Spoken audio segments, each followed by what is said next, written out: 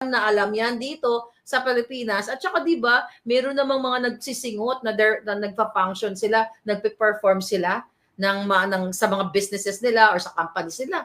Diba, tandang-tanda ko yan, mga kababayan. Tsaka matatandaan nyo yan kung nanonood kayo since 2022, at least 2022 sa akin.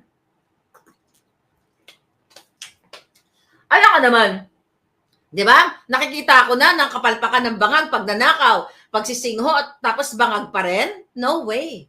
So yan ngayon ang nangyayari, dilawan, pulawan. Why? Bakit sila nagkaisa? Bakit? It's a circle of cokehead, sabi ni D.W.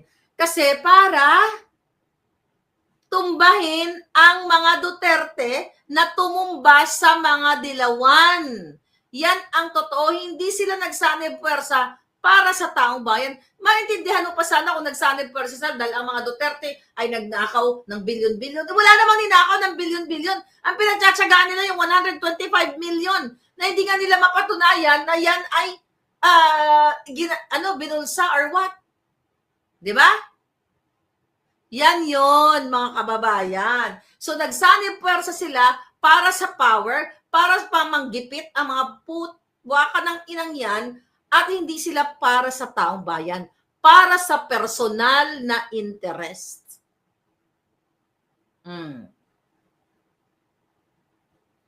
Oh, sabi ng yung mga troll ni Lisa, saya mo na sila.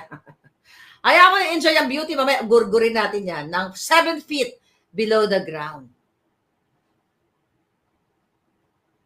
Okay. Sabi ni Palangga, okay, now I understood nang malaman mo na BBM. Yes! Kasi may nagtatanong, bakit biglang, hindi ako bigla. May proseso. May iyak pa ako dyan eh. Naku, sabi ko nga doon sa friend ko. Naku, sabi ko nang ganun. Paano ko gagawin to? Diba? Si bangag na bangag. But kailangan ko manindigan. Kailangan ko sabihin sa inyo. Hindi ko kaya na sumuporta sa bangag, adiktos at kawatan. Unang-una, ni Singkong Duling, hindi ako nanghingi sa mga buwaka ng inang yan. At ni isang pabor for myself, hindi ako nanghingi sa mga buwaka ng inang yan. Katulad din sa mga ibang mga politiko. Kung meron man akong hiningi para sa inyo.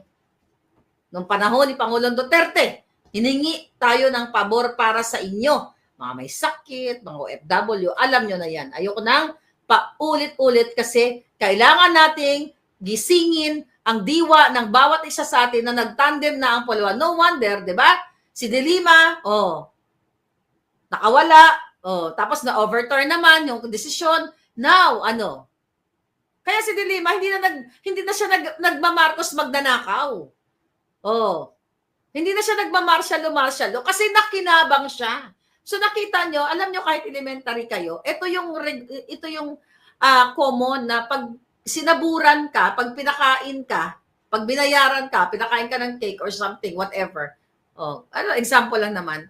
Tatahimik ka, hindi mo na ibubuo kaila yung kaibigan mo, kahit masama ang ginagawa niya, kasi pinalamon ka. Yan kay De Lima. Kaya ako, sa mga kaibigan ko, kanya-kanya. Libre mo ako ngayon, bukas ililibre kita. Pag sinumbatan mo ako, isusumbatan din kita.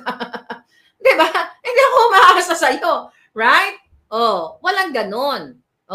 Kung sisingilin mo ako, di bayaran kita para manahimik ka. Ganon lang yon mga palangga. Ganyan. Pero ngayon, sa kay De Lima, tahimik.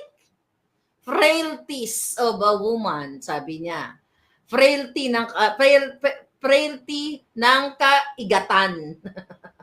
Okay, tanin nyo, di ba? Tama talaga tayo dito, mga kababayan, na baka sa susunod, una na si Almendras, baka susunod, si Rojas, si Ochoa. Antay-antay lang kayo. Di ba? Kung walang changes, mga kababayan. Sabi ni Palangga,